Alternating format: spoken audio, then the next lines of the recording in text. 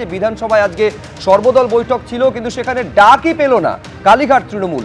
ঋতব্রত বন্দ্যোপাধ্যায়ের নেতৃত্বে বিদ্রোহীদেরই বিধানসভায় সর্বদল বৈঠকে ডাক। বিধানসভার যে সর্বদল বৈঠক সেখানে সিপিএম, কংগ্রেস, আইএসএফ, এজেইউপি সব বিরোধীরা ডাক পেলেও ডাক পেলেন না শোভনদেব চট্টোপাধ্যায়, কুণাল ঘোষরা। ঋতব্রত বন্দ্যোপাধ্যায় কি বলছেন দেখব।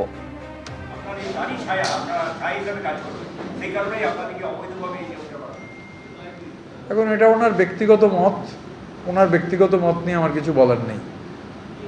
নিয়ম নীতি মেনে আমরা আমাদের যারা সমর্থন জানিয়েছিলেন তারা ফিজিক্যালি হাজির হয়েছিলেন প্রায় 98%। তারপরেও অনেকে সমর্থন জানিয়েছেন তারা ব্যক্তিগতভাবে এসে তারা চিঠি আলাদা করে জমা দিয়েছেন ফিজিক্যালি দেখা করে। এরপরেও যারা চিঠি দেবেন তারা ফিজিক্যালি দেখা করে আসবেন।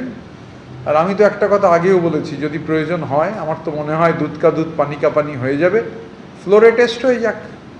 ফ্লোর টেস্ট করলেই তো আর বাইরে বাইট দেওয়ার এত মানে বিষয় থাকে না আর কি। ফ্লোরে টেস্ট হয়ে যাক, ফ্লোরে টেস্ট হয়ে গেলেই গোটাটা হয়ে যাবে যে কে কোন দিকে আছেন, কোন দিকে কতজন আছেন, কোথায় ডবল ডিজিট আছে কি ডবল ডিজিটেরও কম আছে, এগুলো তো ফ্লোর টেস্ট হলেই দেখতে পাওয়া যাবে। আমরা তৃণমূল কংগ্রেসের পরিষদীয় দল, বহুবার বলেছি। আপনার যদি মানে স্মৃতি ভ্রংশ হয়ে থাকে তাহলে আবারও আমি বলছি যে আমরা তৃণমূল কংগ্রেসের পরিষদীয় দল।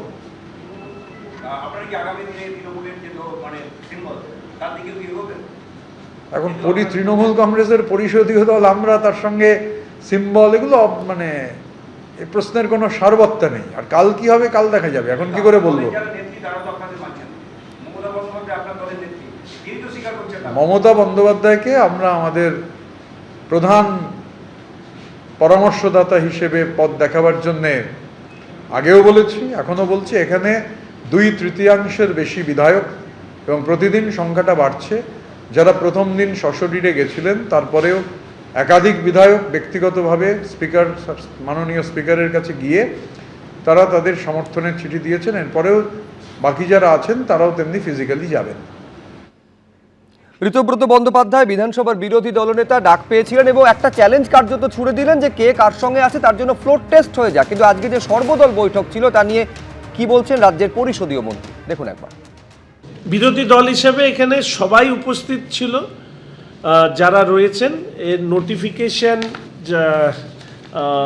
প্রিন্সিপাল সেক্রেটারির ঘর থেকে হয়। ফলে আমরা যা দেখলাম সেটা হচ্ছে যে এই মুহূর্তে দাঁড়িয়ে বিরোধী দলের যে বিভিন্ন বিষয়গুলো আছে সেখানে ব্লক ইত্যাদি কথা এসছে। যা হয়েছে নোটিফিকেশন, সেই নোটিফিকেশন মাননীয় বিধানসভার সচিবের পক্ষ থেকেই করা হয়েছে, আমার পক্ষ থেকে না। লিডার অফ অপোজিশন এন্টাইটেলড হয়েছেন, সেই হিসাবেই তাকে আমি উল্লেখ করলাম। এবিপি আনন্দ, এগিয়ে থাকে, এগিয়ে রাখে।